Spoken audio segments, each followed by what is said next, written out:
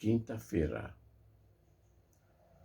9 de junho de 2022. Eu sou o Nelson, falando da Zona Leste de São Paulo.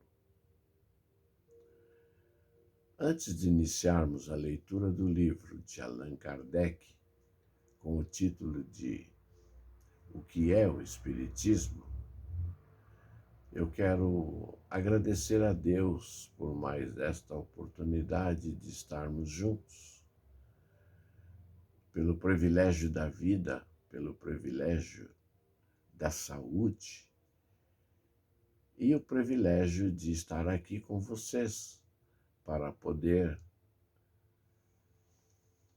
transmitir doces pensamentos.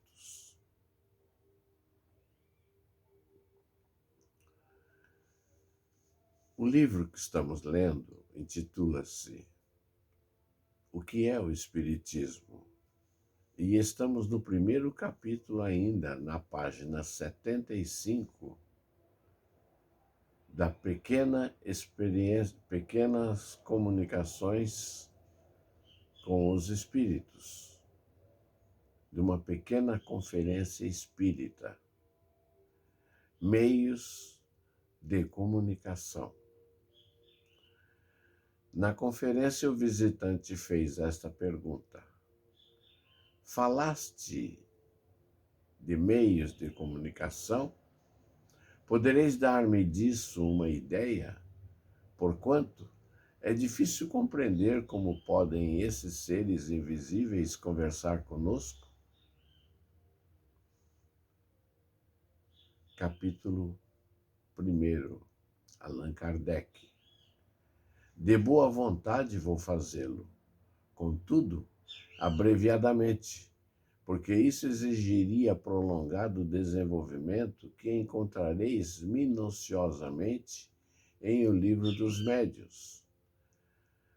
Mas o pouco que eu vos disser agora bastará para facilitar-vos a compreensão do mecanismo e servirá, sobretudo, para vos dar uma ideia de algumas das experiências a que podereis assistir antes de começar a vossa iniciação.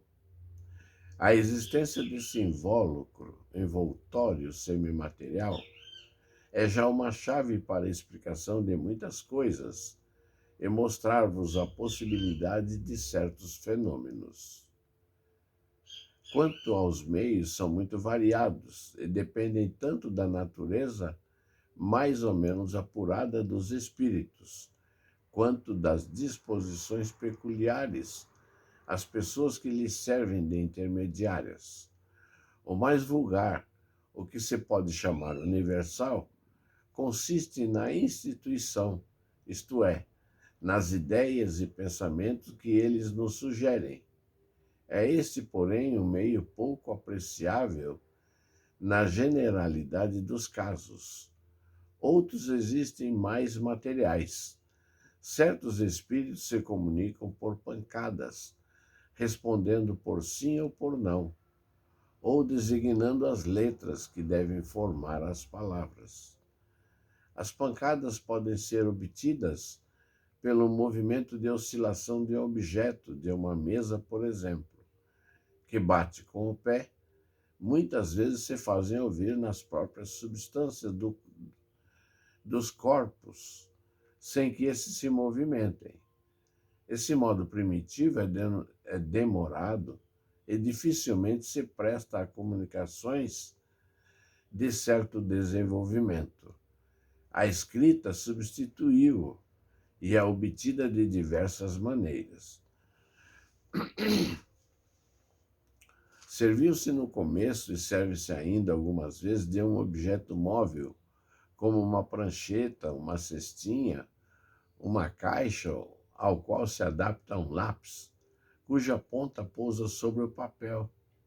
A natureza e a substância do objeto são indiferentes. O médium coloca as mãos sobre esse objeto, ao qual transmite a influência que recebe do espírito, e o lápis traça os caracteres. O objeto assim empregado não é propriamente falando mais que um apêndice da mão, uma espécie de porta-lápis. Depois reconheceu-se a inutilidade desses intermediários, que não é senão uma complicação dos meios, cujo único mérito está em demonstrar de modo mais palpável a independência dos médiuns. Esse último pode escrever segurando ele mesmo o lápis. Os espíritos manifestam-se ainda e podem transmitir seus pensamentos por sons articulados que se fazem ouvir, seja no ar, seja no interior dos órgãos auditivos, pela voz do médium, pela vista, por desenhos, por música e por muitos outros meios que um estudo completo torna conhecido. Os médiums, possuem, por esse diferente modo de comunicação, aptidões especiais que dependem de sua organização. Assim, temos médiuns de efeito físico, isso é, aptos para produzir fenômenos materiais, como pancadas, movimentos de corpos, etc. Há médiuns auditivos, falantes, videntes, desenhadores, músicos, escreventes. Essa última faculdade é a mais comum, a que melhor se desenvolve pelo exercício e também a mais preciosa, por ser a que permite comunicações mais frequentes e rápidas. O médium escrevente apresenta numerosas variedades, das quais duas são muito distintas. Para compreendê-las, é necessário saber-se o modo pelo qual se opera o fenômeno. O espírito atua algumas vezes diretamente sobre a mão do médium, a qual dá um impulso totalmente independente da vontade desse, e sem que ele tenha consciência do que escreve. É o médium escrevente mecânico. Outras vezes, atuando sobre o cérebro do médium, seu pensamento se comunica com o deste, que então, se bem que escrevendo de modo involuntário, tem consciência mais ou menos nítida do que obtém. É o médium intuitivo. Seu papel é exatamente o de um intérprete que transmite um pensamento que não é o seu e que, portanto, ele deve compreender. Ainda que, nesse caso, o pensamento do espírito e do médium se confundem, algumas vezes a experiência ensina a distingui-lo com facilidade. Obtém-se comunicações igualmente boas por esses dois gêneros de médiuns. A vantagem dos que são mecânicos é proveitosa, sobretudo para as pessoas que ainda não estão convencidas. Ademais, a qualidade essencial de um médium está na natureza dos espíritos que o assistem, nas comunicações que recebe antes que nos meios de execução. Deixaremos para uma próxima oportunidade a continuidade dessa leitura. Vou apenas formular a pergunta do visitante. O processo parece-me dos mais simples. Poderia eu mesmo experimentá-lo?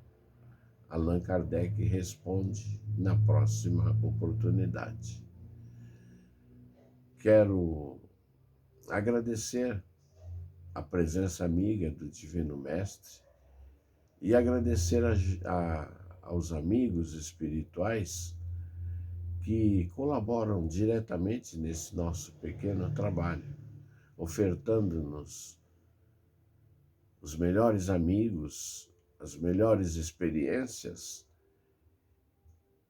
e os melhores caminhos onde eu possa prosseguir no meu dia a dia.